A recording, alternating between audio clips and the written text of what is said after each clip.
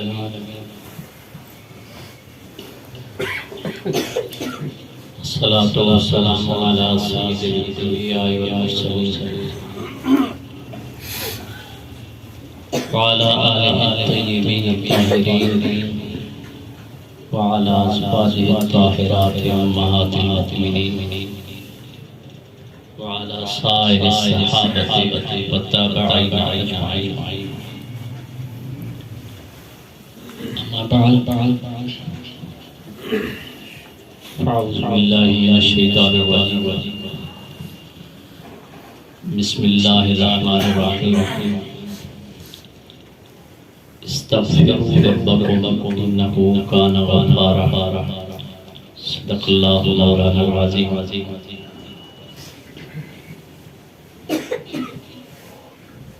مولاي صل وسلم دائما ابدا على حبيبك خير الخلق كلهم محمد سيد الكونين والثقلين والفريقين من عرب ومن عجم. محمد ذكره راح لأنفسنا، محمد شكره فرض على العالمين.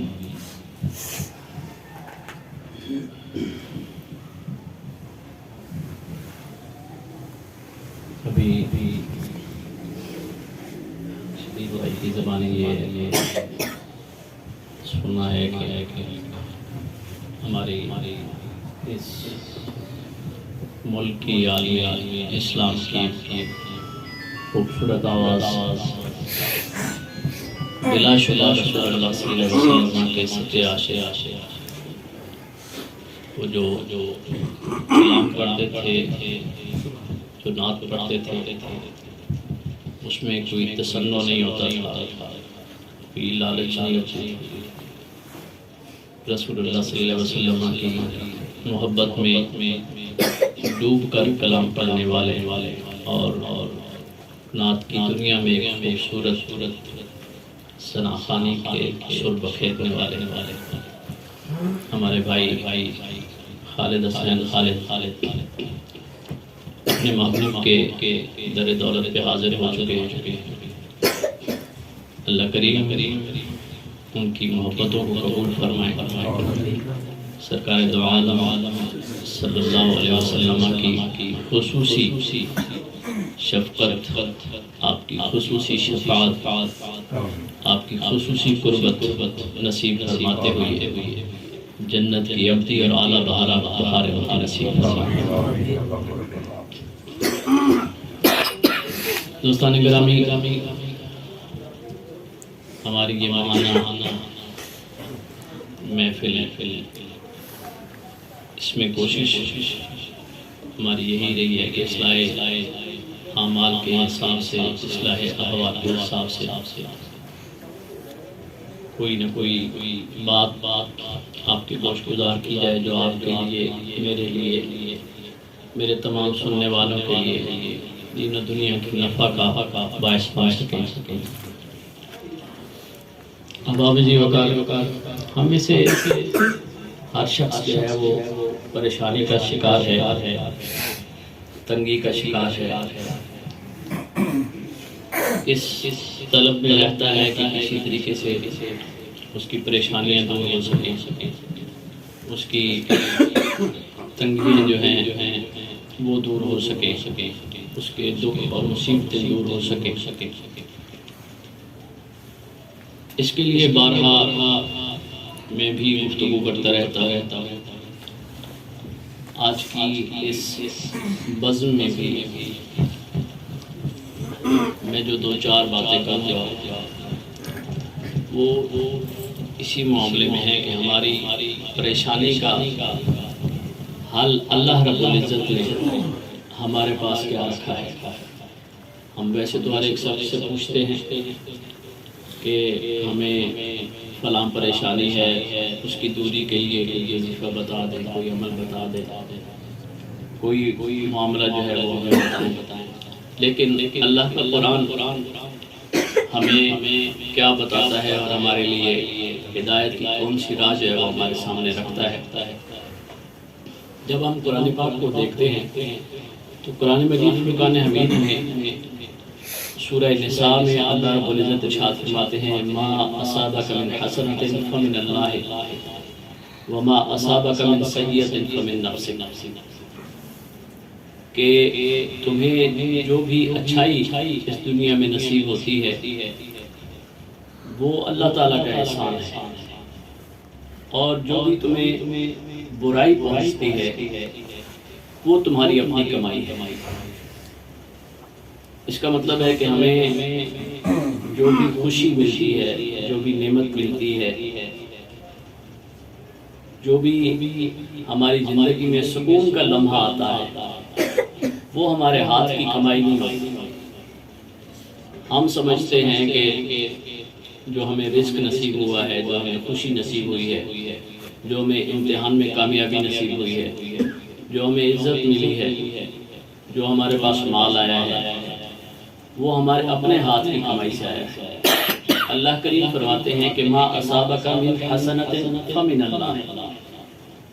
تم پر جو اچھائی تمہاری زندگی میں آتی ہے وہ فقط اللہ کا احسان ہے۔ وما اصابک من سیئۃ فمن نفسک، اور جو تکلیف تمہیں آتی ہے وہ تمہارے اپنے ہاتھ کی کمائی ہے۔ دوسری جگہ سورہ مائدہ میں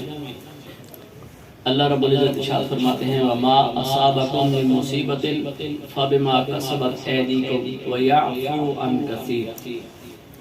تمہیں جو بھی کوئی مصیبت پہنچتی ہے وہ تمہارے اپنے ہاتھ کی کمائی ہوتی ہے، جبکہ اللہ تعالیٰ تمہاری کثیر خطائیں معاف بھی فرما دیتا ہے۔ اگر اس کا مطلب یہ ہے کہ اگر اللہ تعالیٰ ہماری زندگی کے ہر خطا اور ہر گناہ کے بدلے میں اللہ کریم ہماری پکڑ کرنے پہ آئیں تو ہم زندگی کا ایک سانس بھی سکھ کر نہ لے سکیں۔ بحیثیت انسان ہم خطا کار ہیں، گناہ گار ہیں، قدم قدم پہ ہم سے خطائیں ہوتی ہیں، گناہ ہوتے ہیں، معصیت میں پڑ جاتے ہیں، کبھی صغیرہ گناہ کر لیے، کبھی کبیرہ گناہ کر لیے، بعض کا ہمیں علم ہوتا ہے، بعض کا ہمیں علم نہیں بھی ہوتی۔ تو اللہ کریم فرماتے ہیں کہ بہت سی ایسی باتیں ہیں جو میں معاف فرما دیتا ہوں، سبحان اللہ، اور پھر بھی وما اصابکم من مصیبۃ فبما کسبت ایدیکم، جو بھی تمہیں مصیبت پہنچتی ہے وہ تمہارے اپنے ہاتھ کی کمائی ہوتی ہے۔ جبکہ اس کے مقابلے میں اللہ کریم ارشاد فرماتے ہیں وَأَن لَوِ اسْتَقَامُوا عَلَى الطَّرِيقَةِ لَأَسْقَيْنَاهُم مَّاءً غَدَقًا، اب دوسرے اگر ہم دین کی تعلیم پہ عمل کریں، اپنے آپ کو رسول اللہ صلی اللہ علیہ وسلم کے بتائے ہوئے طریقے پر چلائیں تو اس کا اجر کیا ملتا ہے۔ اپنے آپ کو اگر اچھائی کی طرف ہم مائل رکھیں تو اللہ کریم فرماتے ہیں وَأَن لَوِ اسْتَقَامُوا عَلَى الطَّرِيقَةِ، اگر وہ صراط مستقیم پر اپنے آپ کو قائم رکھتے لَأَسْقَيْنَاهُم مَّاءً غَدَقًا، تو ہم انہیں جو ہے وہ لگاتار پانی ان پر نازل فرماتے، ان پر رحمت کی بارش نازل فرماتے۔ اسی طرح ارشاد ہوتا ہے وَلَوْ أَنَّ أَهْلَ الْقُرَىٰ آمَنُوا وَاتَّقَوْا لَفَتَحْنَا عَلَيْهِمْ بَرَكَاتٍ مِّنَ السَّمَاءِ وَالْأَرْضِ، اگر وہ بستی والے ایمان لے آتے اور تقوی اختیار کرتے لَفَتَحْنَا عَلَيْهِمْ بَرَكَاتٍ مِّنَ السَّمَاءِ وَالْأَرْضِ، تو اللہ کریم فرماتے ہیں ہم ان پر زمین اور آسمان سے برکات کا نزول فرما دیں۔ اس کا مطلب یہ ہوا کہ جب بندہ گناہ کی طرف چلتا ہے، معصیت کی طرف چلتا ہے، نافرمانی کی طرف جاتا ہے، تو پھر اس پر اللہ کا رزق تنگ ہوتا ہے، اس پر مصیبت آتی ہے، اس کو بیماری آتی ہے،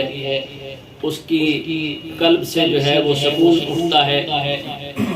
اس سے کوئی نہ کوئی اللہ کریم اپنے رزق کے خزانوں میں سے کوئی نہ کوئی دولت جو ہے وہ چھین لیتے ہیں۔ اور جب بندہ ایمان کی راہ پہ چلتا ہے، تقوی کی راہ پہ چلتا ہے، اللہ رب العزت کا خوف اپنے دل میں رکھ کر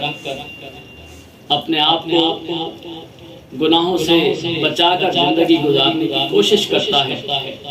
تو اللہ کریم فرماتے ہیں لَفَتَحْنَا عَلَيْهِمْ بَرَكَاتٍ مِّنَ السَّمَاءِ وَالْأَرْضِ، تو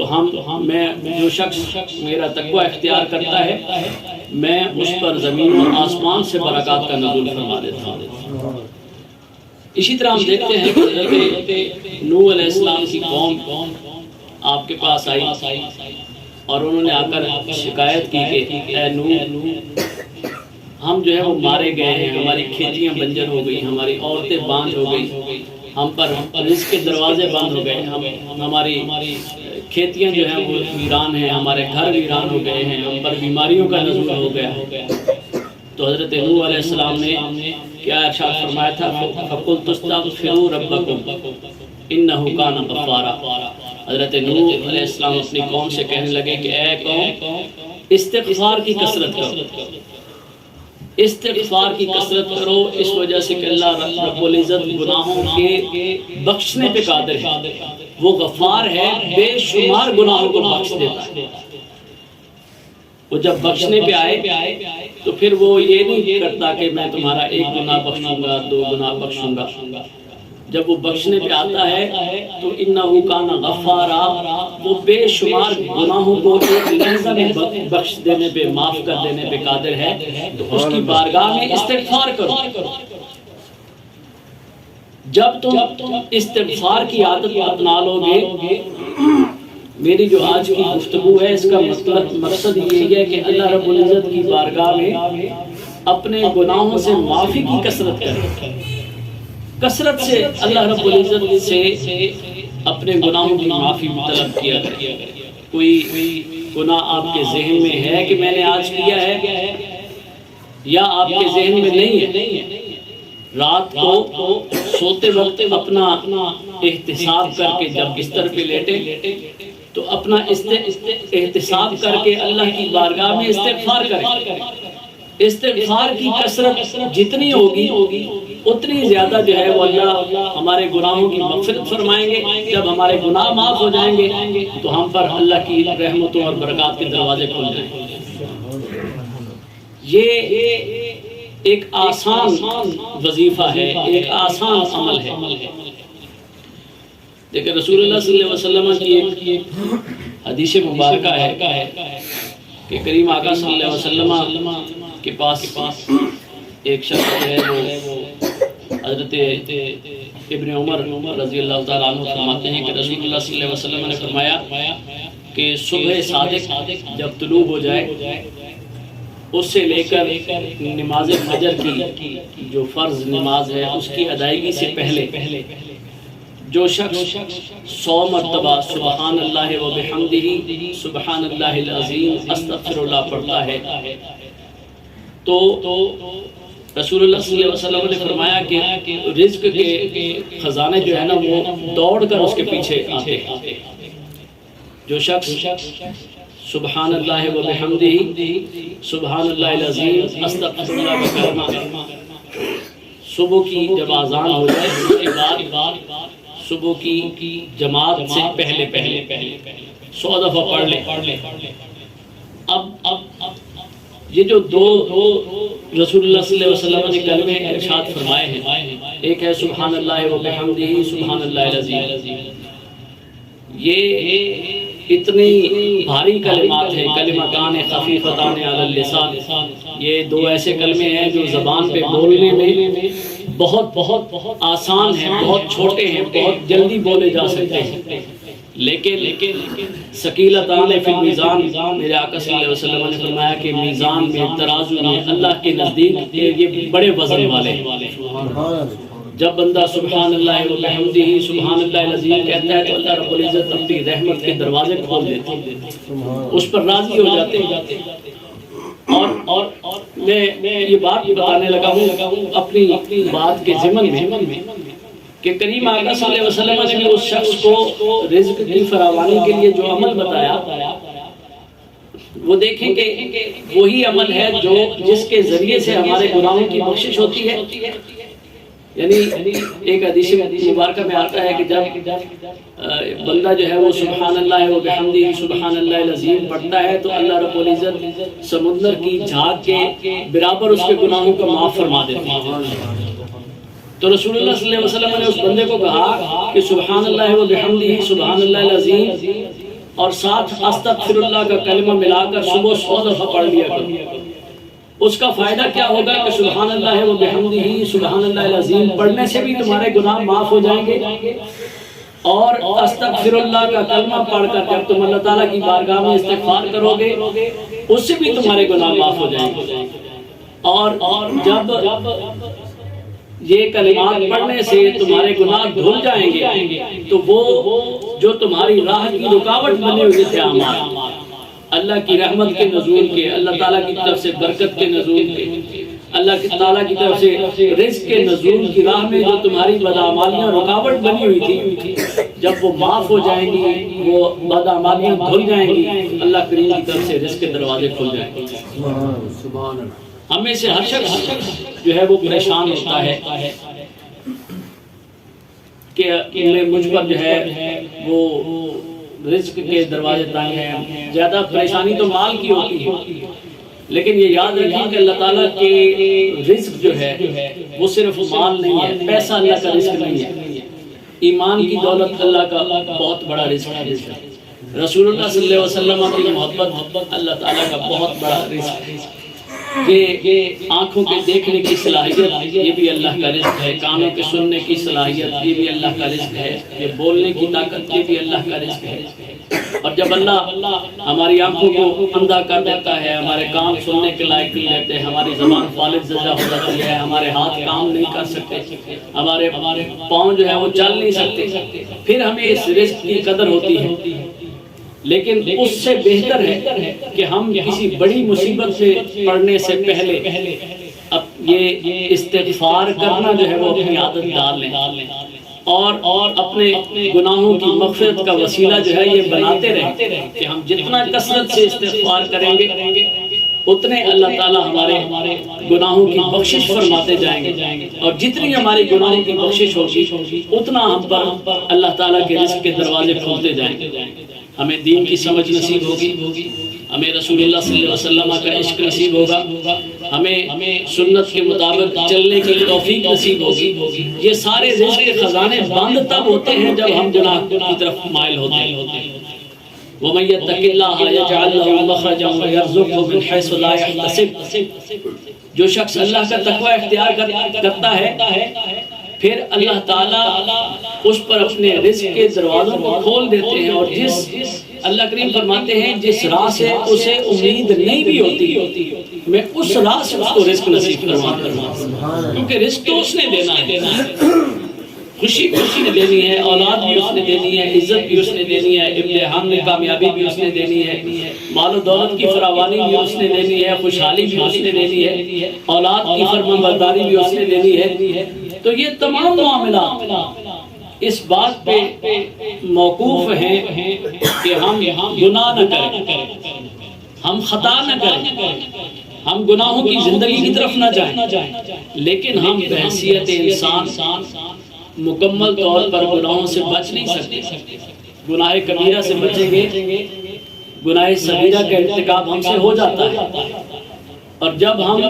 استغفار کی عادت اپنا لیں گے تو پھر اللہ کریم یہ توفیق نصیب فرماتے ہیں کہ ہمارے گناہوں کی بخشش کا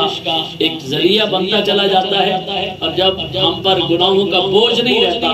تو ہماری وہ راستے کی رکاوٹیں دور ہو جاتی ہیں، اور اللہ تعالیٰ کی رزق، برکات، رحمت وہ ہم پر نازل ہوتی ہے، اور ہمیں صحت بھی ملتی ہے، ہمیں خوشیاں بھی ملتی ہیں، ہمیں سکون بھی ملتا ہے، ہمیں دین کی سمجھ بھی ملتی ہے، دین پر چلنے کی توفیق بھی ملتی ہے، اور اللہ تعالیٰ ہم پر مال کے خزانے بھی کھولتے ہیں، اور خوشحالی بھی ہمارے گھر میں آتی ہے۔ ایک اور حدیث مبارکہ میں جو یہ دو حدیثیں ہیں، یہ صرف مال کی برکت کے حساب سے آپ کو بتانا چاہتا ہوں، کیونکہ زیادہ لوگوں کو پریشانی مال کی جو ہوتی ہے، تو ایک تو رسول اللہ صلی اللہ علیہ وسلم نے ارشاد فرمایا ہے کہ انسان کا رزق جو اللہ رب العزت نے اس کے مقدر فرمایا ہے وہ اس کو اس طرح پہنچ کے رہتا ہے جس طرح موت آ کے رہتی ہے۔ اس لیے ہمیں اول تو مومن ہونے کے بعد رسول اللہ صلی اللہ علیہ وسلم پہ ایمان رکھتے ہوئے اور اللہ رب العزت کی ذات پہ ایمان رکھتے ہوئے رزق پریشانی اس معاملے میں نہیں ہونی چاہیے۔ انسان کو یہ یقین ہونا چاہیے کہ میرے اللہ نے آج کے دن کا اور میری پوری زندگی کا جتنا رزق میرے نصیب میں لکھ رکھا ہے اس سے زیادہ میں کھا نہیں سکتا اور اس سے کم مجھے پہنچ نہیں سکتا۔ لیکن پھر بھی رسول اللہ صلی اللہ علیہ وسلم نے کچھ اعمال ارشاد فرمائے اور اس میں سے سب سے بڑا عمل میرے آقا صلی اللہ علیہ وسلم نے ارشاد فرمایا من یسرہ ان یمد فی رزقہ وینصر فی عسرہ فلیبر لوالدیہ ولیصل رحمہ۔ میرے آقا صلی اللہ علیہ وسلم نے ارشاد فرمایا جس کو اس بات کی خوشی ہوتی ہے، جس کے دل میں یہ طلب ہے کہ اس کا مال زیادہ ہو، اس کے رزق میں اضافہ ہو اور اس کی عمر طویل ہو جائے، تو کیا ہے کرے فَلْيُبِرَّ لِوَالِدَيْهِ، اپنے والدین کے ساتھ نیکی کرے، وَلْيَصِلْ رَحِمَهُ، اور اپنے رشتہ داروں کے ساتھ حسن سلوک۔ یہ دیکھیں یہ کتنا خوبصورت عمل ہے، اور شیطان ہمیں اس عمل سے ضرور جو ہے وہ روکتا ہے کہ اپنے والدین کی جو فرمانبرداری اللہ رب العزت نے قرآن پاک میں ہر جگہ اپنی عبادت کے بعد والدین کے ساتھ احسان کرنے کا درجہ رکھا ہے، تو ہمیں یہ سمجھ نہیں آتی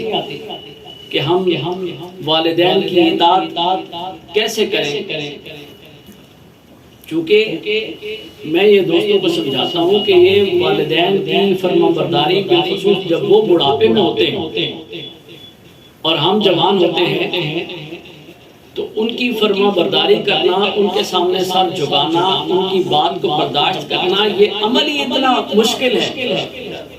اللہ رب العزت نے ایسے ہی نہیں ماں کے قدموں تلے جنت رکھ دی اور باپ کی رضا میں اپنی رضا رکھ دی۔ اس کی وجہ یہ ہے کہ یہ آپ کو اپنے نفس کو مار کر جو ہے وہ اپنے والدین کی اطاعت کرنی پڑتی، اپنی خوشیوں کو قربان کر، اپنی خواہشات کو قربان کر کے ان کے سامنے اپنی آواز کو پست رکھنا پڑتا ہے۔ یہ ایک مشکل ترین عمل ہے کہ اس مشکل ترین عمل سے جب ہم گزرتے ہیں پھر اللہ کریم خوش ہو کر ہمارے گناہوں کو معاف فرما دے۔ یوں ہی جنت جو ہے وہ نہیں مل جائے گی کہ بندہ کہے کہ میں نے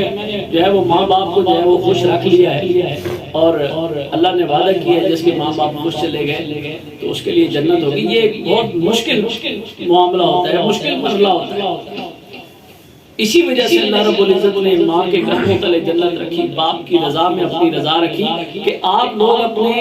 ذہن میں یہ چیز محفوظ رکھیں کہ یہ اگر آسان معاملہ ہوتا تو اللہ رب العزت اس کا اتنا بڑا اجر نہ رکھتے۔ یہ اگر آسان ہی معاملہ ہوتا تو اتنا بڑا اجر نہ ہوتا، یہ معاملہ ہی بہت مشکل۔ ماں کو راضی رکھنا، باپ کو راضی رکھنا، ماں کے سامنے اپنی آواز بلند نہ کرنا، باپ کی آواز پہ آمین کہنا، یہ معاملہ ہی مشکل ہے۔ بندے کے ذہن میں کوئی خواہش ہوتی ہے، کوئی سوچ ہوتی ہے، وہ اپنے کاروبار کو اپنے طور پہ کرنا چاہتا ہے، اپنے معاملات کو اپنے طور پہ دیکھنا چاہتا ہے، اپنے دوستوں کے ساتھ اپنے طریقے سے ملنا چاہتا ہے،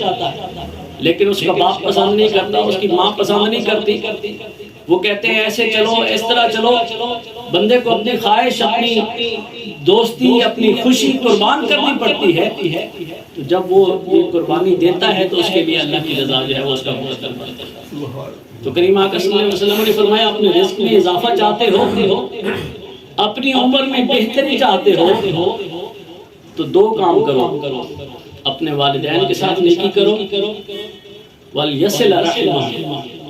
اور دوسرا کام کیا کرو، اپنے رشتہ داروں کے ساتھ حسن سلوک، اپنے رشتہ داروں کے ساتھ حسن سلوک کرو، اپنے رشتہ داروں کے ساتھ قطع تعلق ہی نہ کرو،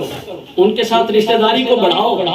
ان کے ساتھ تعلق کو قائم کرو، جو تم سے دور جانا چاہتے ہیں ان سے بھی ملو، جو تمہیں سلام نہیں کرتے ان کو بھی سلام دو، جو تمہارے گھر نہیں آتے تم ان کے بھی گھر جاؤ۔ فَلْيَصِلْ اللہ کی رضا کے لیے اگر تم اپنے رشتہ دار کی بدخلقی کو بھی برداشت کرتے ہو، وہ تمہیں سلام نہیں کرتا تم اسے سلام دیتے ہو، وہ تمہارے گھر نہیں آتا تم اس کے گھر جاتے ہو، وہ تمہاری بیمار پرسی پہ نہیں آیا تم اس کے گھر اس کی بیمار پرسی کرنے کے لیے چلے گئے، وہ تمہارے باپ کے جنازے پہ نہیں آیا تم اس کے باپ کے جنازے میں شرکت کے لیے چلے گئے۔ اللہ کی رضا کے لیے جب تم رشتہ داری کو نبھاتے ہو، میرا اللہ تم پہ راضی ہو کر اپنی رحمتوں کے دروازے کھول دیتا ہے۔ اور پھر ایک اور عمل یہ حدیث مبارکہ میں ہے، اور میں چاہتا ہوں کہ یہ جو اعمال ہیں، ہم چونکہ پریشان زندگی گزارتے ہیں، میرے دوست پریشان ہوتے ہیں، تو ہم بجائے اس کے کہ ہم ایسے معاملات کی طرف جائیں جو لوگوں کے وضع کردہ ہے، ان بے شک ہمیں بزرگوں نے بتائے ہیں وہ عمل، لیکن وہ عمل جو میرے کریم آقا صلی اللہ علیہ وسلم بتا کے گئے، اگر ہمارے اندر ایمان مضبوط ہو اور ہم اس معاملے پہ چلیں تو ہمیں تھوڑا عمل کرنا پڑے گا اور اس کی جزا بہت ملتی ہے۔ مثلا وہی میں نے آپ کو بتایا، وہ ایک تسبیح کرنے پہ سبحان اللہ و بحمدہ سبحان اللہ العظیم استغفر اللہ کی ایک تسبیح کرنے پہ کتنی دیر لگتی ہے، لیکن اس کی جزا یہ ہے کہ اللہ تعالیٰ انسان پر اپنے رزق کے دروازوں کو کھول دیتے ہیں۔ ایک اور حدیث مبارکہ آپ کو سناؤں، آپ یہ بھی اپنے عمل کا حصہ بنائیں۔ رسول اللہ صلی اللہ علیہ وسلم نے فرمایا کہ جو شخص گھر میں داخل ہو، بسم اللہ الرحمن الرحیم پڑھے، اس کے بعد قل هو اللہ احد اللہ الصمد لم یلد ولم یولد ولم یکن له کفوا احد پڑھے، اس کے بعد گھر والوں کو سلام کریں، اور گھر والے اگر موجود نہیں ہیں تو رسول اللہ صلی اللہ علیہ وسلم پہ درود و سلام پڑھیں۔ اور جب شخص یہ عمل کرتا ہے، میرے آقا صلی اللہ علیہ وسلم نے فرمایا اس گھر سے فقر جو ہے وہ بھاگ جاتا ہے، اس گھر کو فقر و فاقہ نہیں آتا، اس گھر میں مال کی پریشانی نہیں آتی، رزق کی تنگی کبھی اس گھر میں نہیں آئے گی۔ جس گھر میں داخل ہونے والا یہ عمل کرے گا کہ وہ گھر میں داخل ہوتے وقت اپنا دایاں بایاں گھر کے اندر رکھے، بسم اللہ الرحمن الرحیم سورہ اخلاص پڑھے، گھر والوں کو سلام کہے، رسول اللہ صلی اللہ علیہ وسلم پہ درود پڑھے، اللہ کریم اس پر اپنے رزق کے دروازوں کو کھول دیتے ہیں۔ تو دوستان گرامی، یہ اس محفل کی کچھ گزارشات تھی اور کچھ احادیث مبارکہ سے میں نے وہ عمل آپ کے سامنے رکھے کہ ہم میں سے اکثر لوگ رزق کے معاملے میں پریشان ہوتے ہیں اور پھر وہ پوچھ رہے ہوتے ہیں کہ ہمیں کوئی تسبیح بتائیے، کوئی وظیفہ بتائیے۔ تو میں نے رسول اللہ صلی اللہ علیہ وسلم کی زبانی صحابہ کرام رضوان اللہ علیہ مجمعین کو بتائے گئے، وہ عمل آپ کے سامنے رکھے اور ایک قرآن کا حکم آپ کے سامنے رکھا۔ اللہ کریم ارشاد فرماتے ہیں کہ اپنے اعمال سے استغفار سب سے زیادہ کیا کرو، اپنے گناہوں کی مجھ سے بخشش مانگتے رہا کرو، تم اپنے گناہوں سے توبہ کرو گے، ندامت کا اظہار کرو گے، میں تمہارے گناہ بخش دوں گا اور تم پر اپنی رحمتوں کے برکتوں کے دروازوں کو کھول دوں گا۔ اور پھر رسول اللہ صلی اللہ علیہ وسلم کی احادیث مبارکہ سے میں نے 3 اعمال آپ کے سامنے پیش کیے کہ کریم آقا صلی اللہ علیہ وسلم نے ایک تو وہ عمل بتایا سبحان اللہ و بحمدہ سبحان اللہ العظیم استغفر اللہ، یہ جو پڑھے گا اس پر اس کے دروازے کھل جائیں گے۔ جو اپنے گھر میں داخل ہوتے ہوئے بسم اللہ الرحمن الرحیم سورہ اخلاص اور رسول اللہ صلی اللہ علیہ وسلم کی ذات پہ درود پڑھے گا، اپنے گھر والوں کو سلام کرے گا، اس پر اس کے دروازے کھل جائیں گے۔ اور جو شخص اپنے والدین کی فرما برداری کرتا ہے اور اپنے رشتہ داروں کے ساتھ حسن سلوک کرتا ہے، ان سے قطع تلقی نہیں کرتا، اللہ کریم اس پر اپنے رزق کے دروازوں کو کھول دیتے ہیں۔ میرا رب ہمیں اپنی بندگی میں اور رسول اللہ صلی اللہ علیہ وسلم کی اطاعت میں زندگی گزارنے کی توفیق نصیب فرمائے۔